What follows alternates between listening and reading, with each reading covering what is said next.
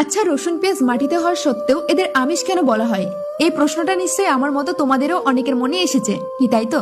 এর উত্তর আজ পেয়ে গেছি। দেখো, যখন অমৃত মন্থন হয়েছিল তখন বিষ্ণু ভগবান মোহিনীর রূপ ধারণ করে সমস্ত দেবতাদের অমৃত পান করাচ্ছিল, কিন্তু তাদের মধ্যে একজন রাক্ষস ছিল, সর্বভানু, যে দেবতাদের লাইনে এসে এক ফোঁটা অমৃত পান করে নেয়। ইতিমধ্যে সূর্য এবং চন্দ্রমা বিষ্ণু ভগবানকে বলে এটা রাক্ষস, দেবতা নয়। মোহিনী সঙ্গে সঙ্গে বিষ্ণু রূপ ধারণ করে তার গলা কেটে দেয়। যেহেতু এক ফোঁটা অমৃত সে পান করে নিয়েছিল, অমৃত হয়ে গেছে, কিন্তু যেহেতু তার মাথা তার শরীর থেকে আলাদা হয়ে যায়, তো মাথা হয়ে যায় রাহু আর শরীর হয়ে যায় কেতু। তো মাথা থেকে যে রক্ত মাটিতে পড়ে সেটা থেকে তৈরি হয় পেঁয়াজ, আর শরীর থেকে যে রক্ত মাটিতে পড়ে তা থেকে তৈরি হয় রসুন। এই জন্যই পেঁয়াজ, রসুন এবং তামসিক খাবার খেতে বারণ করা হয়, কারণ আমাদের কনসাস এবং সাবকনসাস ব্রেনে কানেক্ট হতে পারে না। দেখো, আমাদের মধ্যেই কিন্তু ভগবান আছে, আবার আমাদের মধ্যেই শয়তান লুকিয়ে আছে।